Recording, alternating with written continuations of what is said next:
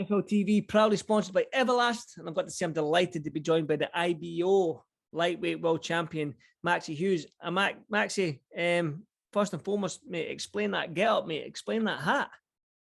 This is my summer hat, you know, and it's meant for like showtime and that, isn't it? It's a bit of a statement that, you know, somewhere like Las Vegas and that. I think I'd blend right in Las Vegas, wouldn't I? I'd look the part.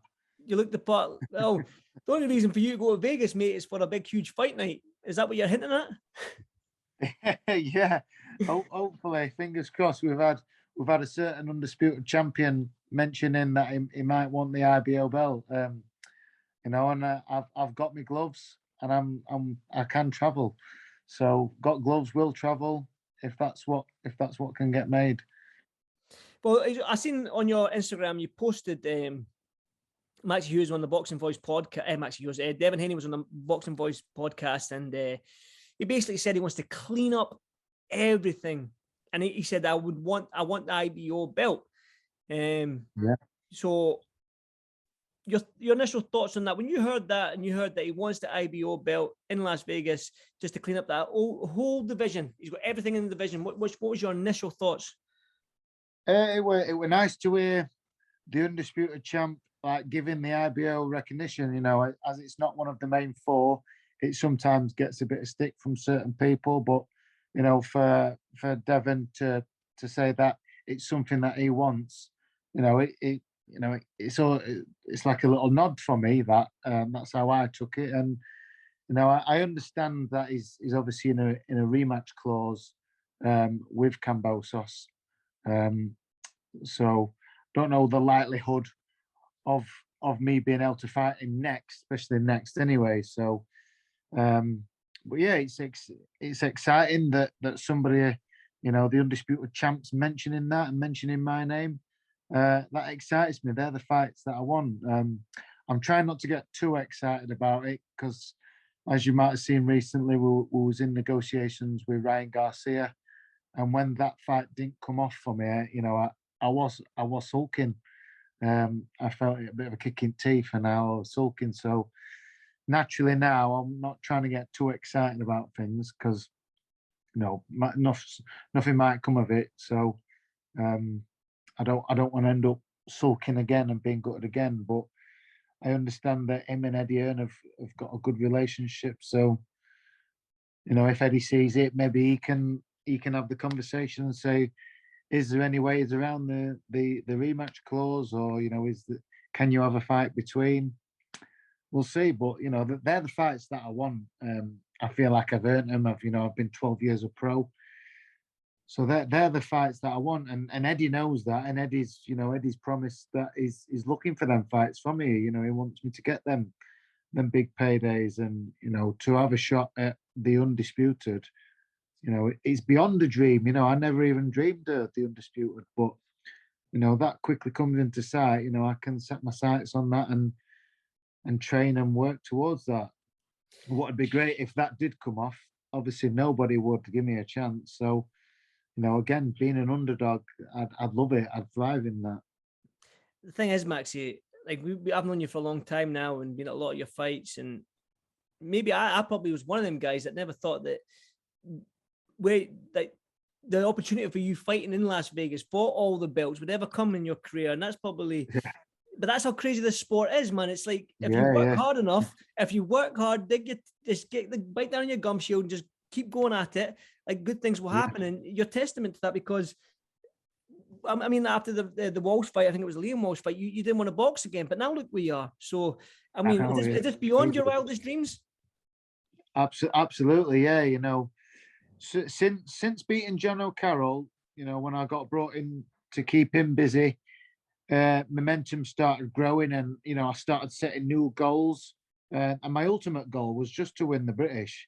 You know, when I'd achieved that, you know, started setting just little goals. You know, immediately it wasn't to fight for world titles; it were go down the route of defending British, and, you know, and just get some more paydays. So I'd not even set the goals of, you know, after beating Strafford, I'd set the goal of fighting for one of the other four main world titles. But I never thought and dreamt of, let's talk undisputed. All the marbles. So, now that the undisputed champion is mentioning the IBO and saying he wants to add that to his collection. He's got a healthy amount of belts that I want to add to my collection. And it's something I'd not even thought about really. But now that he mentions it, thinking, what, I'd love the opportunity to go and do that. Maxi, you talked about the Kambosos rematch for Devin Haney. He might activate that, George. But did you watch that fight at the weekend there, and your thoughts on it? I've not watched the full fight.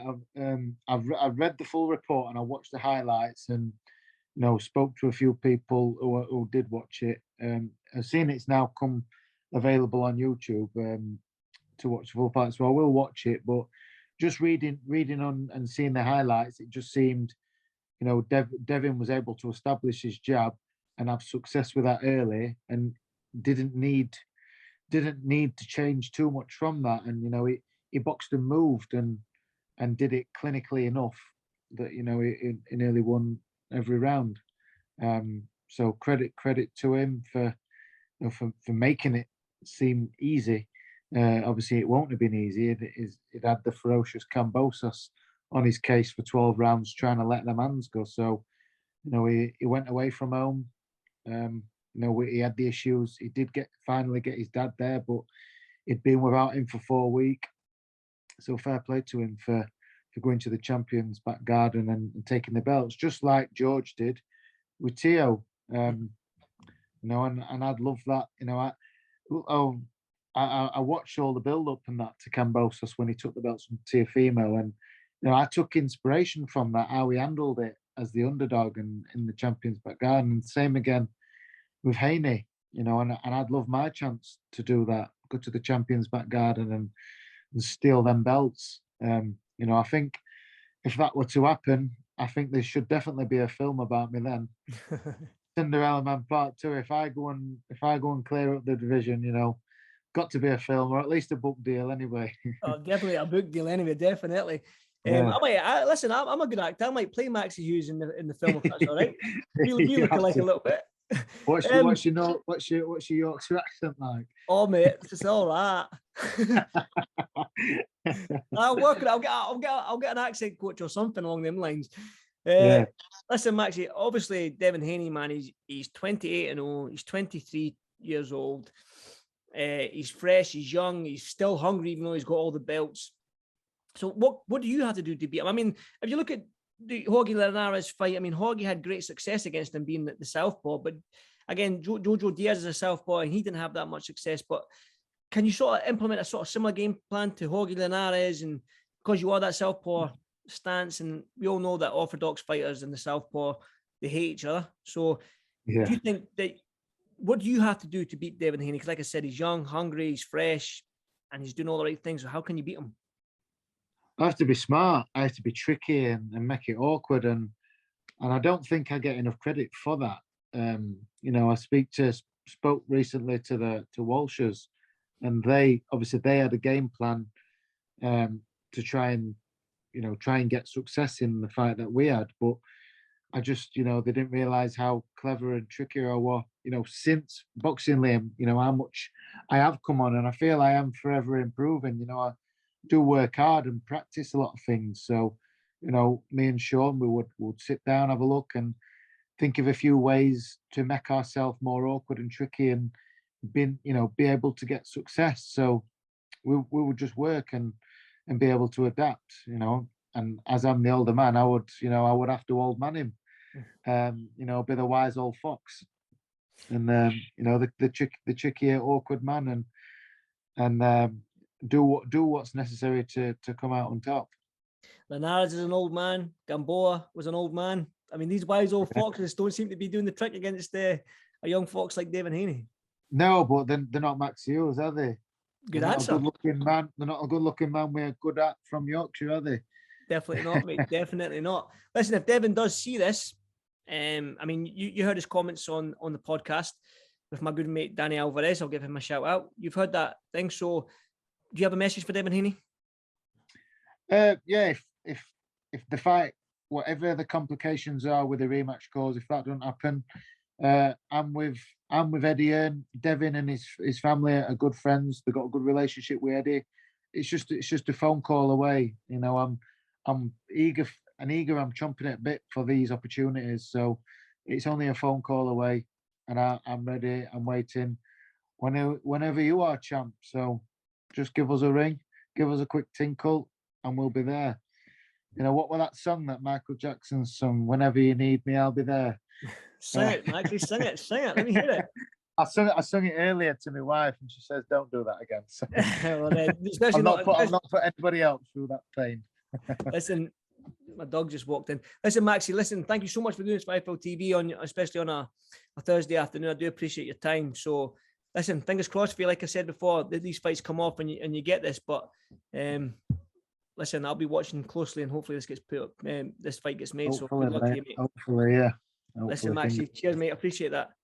Cheers, Andy. Speak soon, pal. Cheers, Maxi. Cheers, mate. Bye. Bye. Welcome, Team Everlast, to the Team Everlast Fitness app.